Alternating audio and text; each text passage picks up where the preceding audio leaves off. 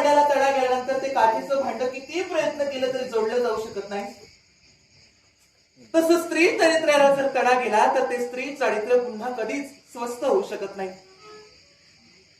आज मी हा प्रमाद घडविला याला कारण आहे.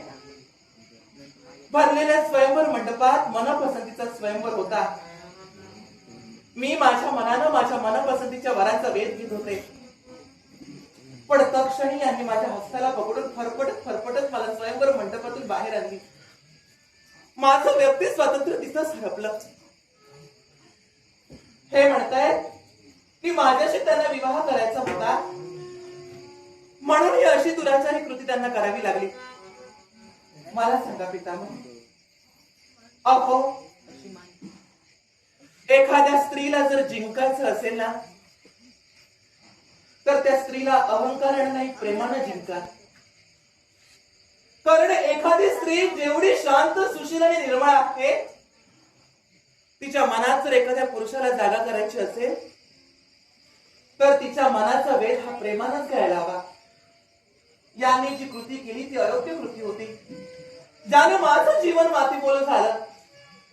मला सांगा, आपल्या समोर अधिक वाच्य शब्दाने मी बोलू शकत नाही, पण तरी सुद्धा एखाद्या पुरुषानं स्त्री जातीला विटाळ आणल्यानंतर त्या स्त्री चारित्र्याचं भविष्य किती धोकादायक असतं, किती धोक्याचं असतं, याचा अनुभव तुम्ही सुद्धा घेतलाय ना. त्या दिवशी तुम्ही सुद्धा स्वयंवर मंडपात गेला होता. निष्पाप 3 बालिकेंचा जीव असाच व्यर्थ गेला हो. त्यातील 2 बालिकेनं हीच आपली वस्तुस्थिती समजून स्वीकारही केला त्या वस्तुस्थितीचा, पण जी मनानं खंबीर होती ती आपल्या स्त्री तत्वाचा हुंकार संघर्ष करत करत या अनंतात विलीन झाली. त्या स्त्री तत्वाला कोणी आतापर्यंत विचारलं नाही, पण आतापर्यंत स्त्रीवर मात केली ती वेळोवेळी या पुरुषांनी आपल्या सक्तीनंच मात केली. मग ती सक्ती कुठेतरी माझ्या जीवनात मला नकोय, आणि म्हणून मला हे सगळं घडवावं लागलं. कारण त्यावेळी जो प्रसंग घडला त्या प्रसंगात पापाचे धनी तुम्ही सुद्धा झाला. मान्य आहे, त्या दिवशी तुम्ही जिंकलात, पण पितामह तुम्ही त्यावेळी जिंकला नाही तर आपल्या जीवनापाशी तुम्ही खऱ्या अर्थानं हरलात. कारण जिथं त्या स्त्री तत्वानं तुम्हाला शाप दिला, तुमचं जीवन असून नसल्यासारखे आहे. पण तरी सुद्धा जो प्रसंग तिच्या बाबतीत घडला तो प्रसंग या विश्वाच्या पाठीवर कुठल्याही स्त्रीवर येऊ नये म्हणून हा माझा संघर्ष होता. स्वतःचा आत्मबळ निर्माण करण्यासाठी मी पराक्रमानं मंडित झाले. या विश्वाच्या पाठीवर कुणी अशी स्त्री नाही जी एका पुरुषाबरोबर मल्लयुद्ध करू शकते. ही भानुमती एकमात्र स्त्री अशी आहे ज्या विश्वाच्या पाठीवर स्वतःच्या मल्लयुद्धाच्या पराक्रमानं प्रत्येक पुरुषाला चित्त करू शकते. मी जर ठरवलं असतं तर मी माझ्या पराक्रमानं तेव्हाच त्यांना चित्त करू शकले असते. पण स्त्री जातीच्या पण काहीतरी मर्यादा आहेत, आणि त्या स्त्री जातीच्या मर्यादा धर्मानं स्त्रीला दिल्या कारणानं धर्माची पुरस्कर्ती, धर्माची पालन करती स्त्री जर कुठेतरी अमर्याद वागली तर धर्म कुठेतरी धोक्यात जाईल.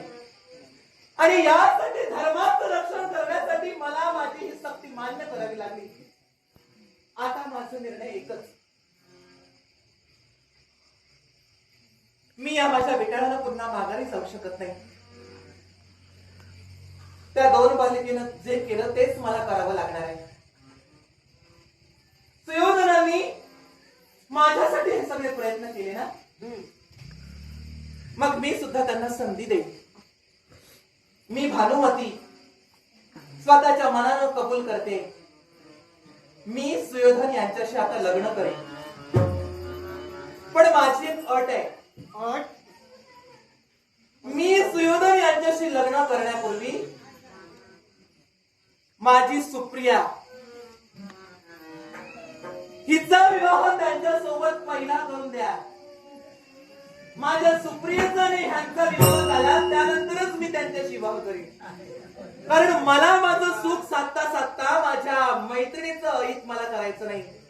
माझ्या मैत्रिणीचं सुद्धा सुखच झालं पाहिजे. माझ्याकडे पाहूच नको, माझ्याकडे पाहूच नको. हवी होती म्हणून ती आली. कशी आली? कितीसाठी? ही तुला हवी. ती जरी फुकट आली ना तरी पंचप्राण तिनं माझ्यासाठी पणाला लावले ते मी फुकट जाऊ देणार नाहीये. म्हणून माझं सुख करता करता माझ्या मैत्रिणीचं सुख पहिल्यांदा रे, मग माझं. भानुमती, मुखातून शब्द बाहेर पडले की माझ्याशी वेळाबद्ध होण्यापूर्वी सुप्रियाशी वेळाबद्ध व्हावं लागेल. केव्हाही नाही. काय कारण ज्यावेळी स्वयंवर मंडपात माझी पावलं पडली, तुझ्या पायाच्या नकाग्रापासून मस्तकाच्या ब्रह्मरंध्रापर्यंत निरीक्षण केलं आणि त्याच वेळी मी ठरविलं की अशी शौर्य होती, सौंदर्य होती आणि बलशाली स्त्री जर का कुणाच्या जीवनात यावी असेल तर फक्त सुयोधनाच्या. ध्यानीमणी स्वप्नी चिंतनी त्या दिनापासून आजपर्यंत फक्त मी तुला पाहिलं, इतरत्र दुसऱ्या स्त्रीला नाही. त्यामुळं या माझ्या हृदय गाभाऱ्यात फक्त भानुमतीला स्थान आहे, सुप्रियाला केव्हाही नाही. वास आपल्या या उदाहरणाने मी प्रभावित झाले. कारण तुमच्या हृदयात फक्त आणि फक्त भानुमतीला स्थान द्यायचंय. निश्चितच या तुमच्या समूहाचा मी आदर करेन. मग तुमच्याशी जर तिचं लग्न होत नसेल तर तुमच्या मित्राशी करून द्या ना. मी सर्व काही केलंय तुझ्यासाठी. आता नाती सांभाळता सांभाळता मला गोत्यात आणू नको. कारण त्यावेळी ना तुमच्यासाठी हे झटत होते आणि माझ्यासाठी हे झटत होते.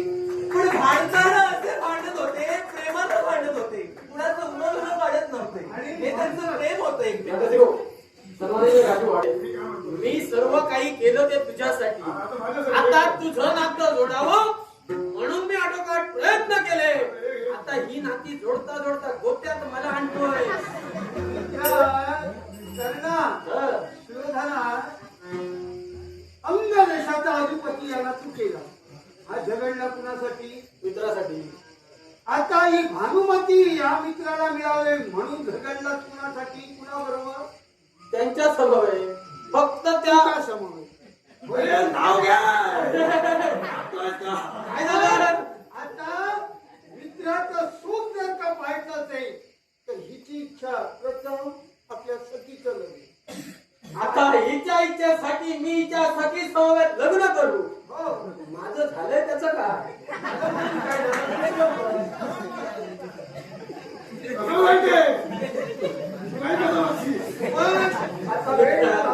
मित्रा, फक्त मित्रत्वासाठी म्हणून शुभमंगल.